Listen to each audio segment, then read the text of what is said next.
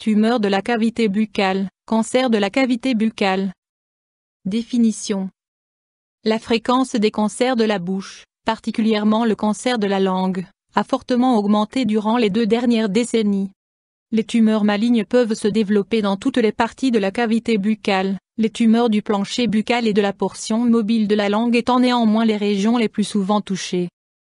Le cancer de la bouche touche principalement les sujets de 50 à 70 ans, mais se rencontre de plus en plus fréquemment chez les sujets plus jeunes.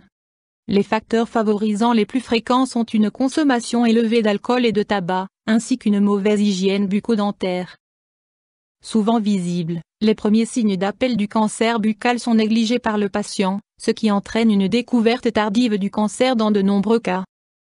Lorsque les cancers de la bouche sont diagnostiqués à un stade précoce, le pronostic est généralement bon.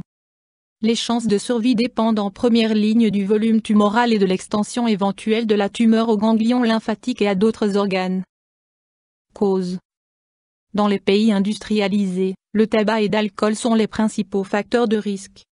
Dans d'autres pays comme un Sri Lanka, l'Inde, le Pakistan et la Thaïlande, la consommation de feuilles de bétel est le principal facteur causal. Autres facteurs causaux. Inhalation de fumée, vapeur ou poussière cancérigène. Virus. Marijuana, surtout chez les sujets jeunes. Mauvaise hygiène bucco-dentaire. Irritation mécanique, par exemple par des dents abîmées. Troubles, symptômes. Près de 90% des cancers de la cavité buccale se manifestent aux endroits suivants: cavité buccale, lèvres, plancher buccal, gencives, joues, palais, partie supérieure du pharynx, amygdale, base de la langue, partie inférieure du pharynx, autour du larynx, et larynx, corde vocale. Signes visibles. Taches rouges ou blanches, ces plaques sont en fait des lésions précancéreuses, au niveau des muqueuses buccales. Altération de la coloration de la muqueuse, induration. Gêne pour avaler, trouble de la mastication. Limitation de la mobilité de la langue.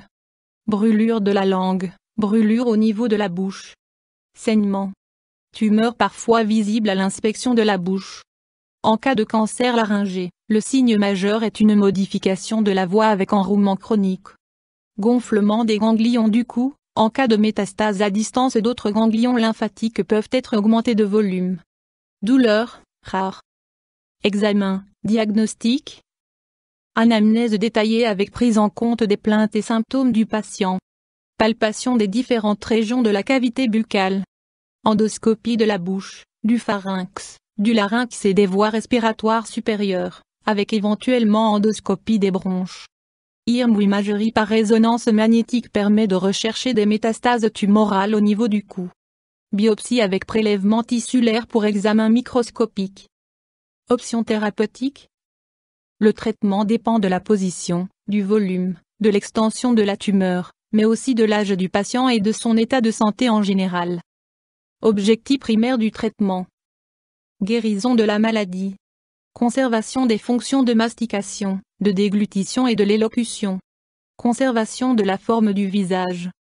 On utilise souvent un traitement combiné associant chirurgie, radiothérapie et curithérapie. Pour les tumeurs de petite taille, on procède le plus souvent à une ablation chirurgicale de la tumeur ou à une radiothérapie. En cas de tumeur de grande taille, il faut souvent procéder à l'ablation partielle ou totale d'un organe comme le larynx ou d'une structure osseuse comme la mâchoire. Lorsqu'on enlève des os de la face, la structure osseuse et les tissus mous voisinants doivent être reconstruits par chirurgie reconstructive dans un second temps. Note importante, le traitement doit commencer par l'abandon du tabac et de l'alcool. Évolution. Plus le diagnostic du cancer de la bouche est précoce, plus les chances de guérison seront grandes. Cependant, le pronostic dépend aussi de la taille de la tumeur, du type histologique et d'un envahissement éventuel des ganglions du cou. Des tumeurs avec plaie ulcérée ont généralement un mauvais pronostic. L'âge des patients semble être un facteur de pronostic relativement important, particulièrement en cas de cancer de la langue. Plus les patients sont jeunes, meilleures seront les chances de guérison.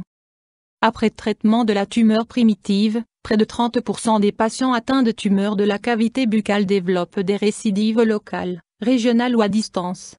Chez les patients jeunes, Les récidives au niveau des ganglions lymphatiques sont particulièrement fréquentes. YouTube Dr Alabé